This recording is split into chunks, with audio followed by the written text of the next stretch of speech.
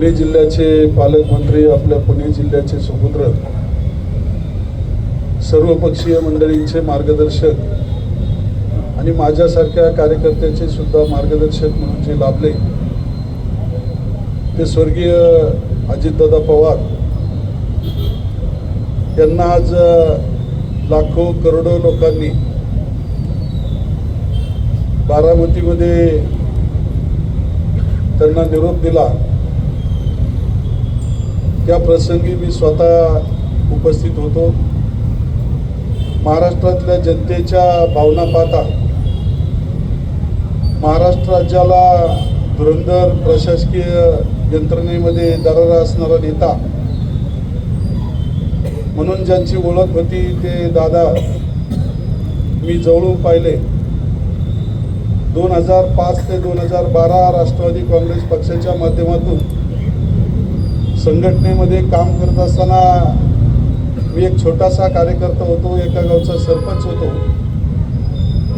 परंतु अनेक वेळा दादांच्या जवळ जाण्याचा प्रसंग आला। दादांचे गुण, त्यांच्या प्रशासकीय कामकाजाची पद्धत, सडेतोडपणा, परखडपणा मी जवळून पाहिला आणि असा नेता 2005 सालापासून मला भावला। कालांतरानं पक्ष बदल जरी झाला तरी पुणे जिल्हा परिषदमध्ये सदस्य झाल्याच्या नंतर जिल्हा नियोजन समितीमध्ये दादा आणि आम्ही एका सभागृहामध्ये त्या ठिकाणी काम केलं। खेड तालुक्याबद्दल कायमस्वरूपी आत्मीयता असणारं पवार कुटुंब आदरणीय शरदचंद्रजी पवार साहेबांपासून या तालुक्यावर या तालुक्याला पुढे नेण्याचं काम करत असताना दादांच्या प्रशासकीय अनुभवातून या तालुक्याला बऱ्याच काही गोष्टी मिळाल्या।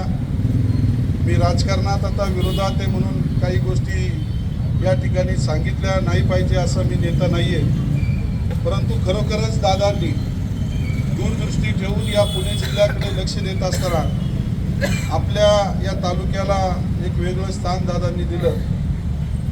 दादांच्या माध्यमातून ज्यावेळेस विधानसभेमध्ये मी गेल्या वर्षी निवडून गेलो, दादांना माहीत होतं की मी शिवसेनेतून निवडून आलो, परंतु शपथविधीसाठी ज्यावेळेस मी दादांच्या समोर जात होतो त्यावेळेस मला घरच्यासारखी त्यांनी हाक मारली, बाबा इकडे ये। मी 1 मिनिट स्तब्ध, 1 सेकंद थांबलो। मुख्यमंत्री महोदय आणि दादांनी हातात हात दिला आणि दादांनी म्हटले शपथविधी झाल्यावर माझ्या दालनात ये।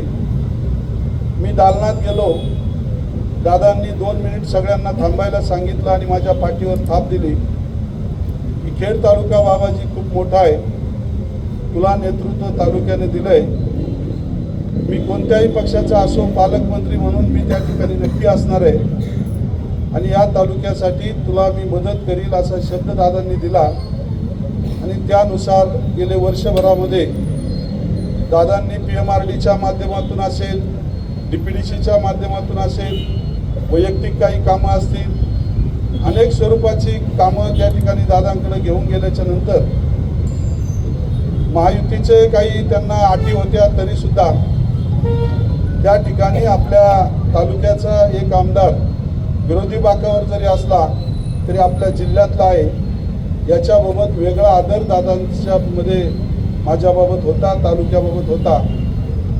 सभागृहामध्ये आम्ही गेलो, काल सुद्धा पत्रकारांना त्या ठिकाणी शोक संदेश देत असताना आम्ही सांगितलं की 288 आमदार, सर्व मंत्रिमंडळ पुढे असायचं, परंतु सभागृहात शिरल्याच्या नंतर ज्यावेळेस अधिवेशन असेल, दादा दिसल्याच्या नंतर कोणतरी आपल्या जिल्ह्यातला आपला माणूस आहे याची भावना मला व्हायची आणि असे दादा की जे काल अचानकपणे या आम्हाला या जिल्ह्याला आणि राज्याला सोडून गेले।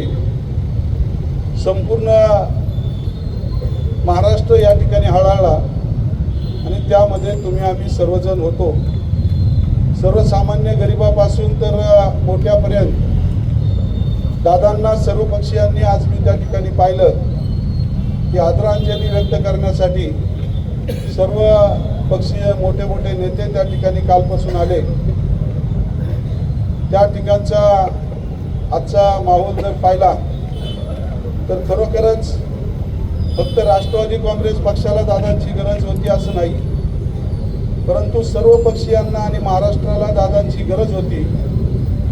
खरं तर दादांसारखा धुरंधर माणूस जर आज महाराष्ट्राला नव्हे, महाराष्ट्राला नेते मंडळी मिळतील, परंतु पुणे जिल्ह्यामध्ये पवार कुटुंबामुळंच खऱ्या अर्थानं तुमच्या आमच्यासारख्याला आधार होता. आदरणीय शरदचंद्रजी पवार साहेब आहेत, त्यांच्यानंतर त्यांच्या कुटुंबातील अनेक मंडळी राजकीय पटलावर आहेत.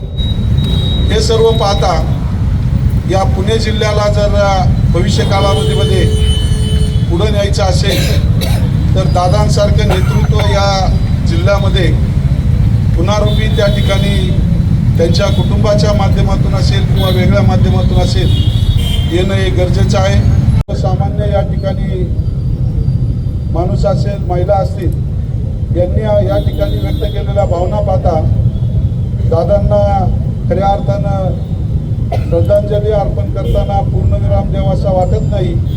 परंतु तरीसुद्धा वैयक्तिक माझ्या काळे परिवाराच्या वतीने आज राजगुरुनगर वासियांनी सर्वपक्षीय या ठिकाणी शोकसभा या ठिकाणी बोलवली आणि त्या माध्यमातून आपण सर्वजण या ठिकाणी आलेलो आहात. त्यामुळं सर्वपक्षीय सर्व कार्यकर्त्यांच्या वतीनं आपल्या खेड तालुक्याच्या जनतेच्या वतीनं या ठिकाणी दादांना भावपूर्ण आदरांजली व्यक्त करतो. दादा, तुमच्यातल्या प्रशासकीय बाबीच्या प्रेरणा, काम करण्याची शक्ती, ऊर्जा माझ्यासारख्या कार्यकर्त्याला सुद्धा या तालुक्याला पुढे नेण्यासाठी तुम्ही द्या, एवढीच आपल्याकडून अपेक्षा व्यक्त करतो. थांबतो. रामकृष्ण आहे.